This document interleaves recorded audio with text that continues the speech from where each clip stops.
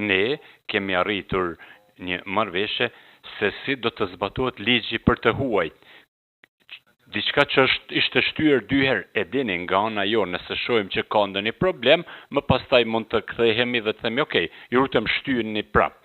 Shtyni prap, nën kuptoni se ta shtyni derisa ta zgjidhni problemet. Nëse ka probleme, ne kuptojmë se gjatë këtij procesi ka pasur disa probleme.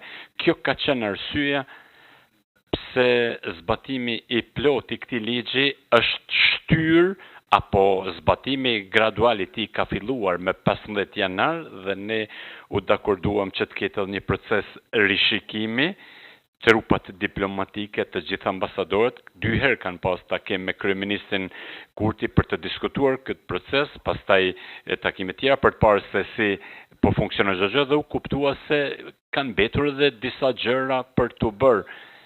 Siç është për shembull çështja e dokumenteve të identifikimit që do të mund të përdoreshin për regjistrim të martesave, shkurorzimeve e të tjerave, ne besojmë se ky është një hap shumë I mirë përpara që është arritur.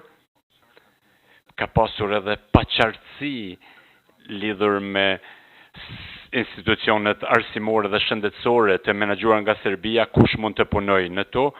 Prape e mirëpresim faktin që tashmë kjo është e qartë, do të lëshohen leje të qëndrimit të përkohshëm në bazë të listave të cilat do të ofrohen, do të jepen nga komuna.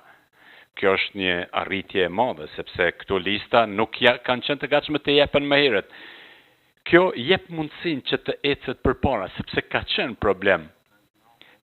problem. Tani edhe popullata në veri e shes është e mundur që të ecet përpara, të zgjidhen probleme,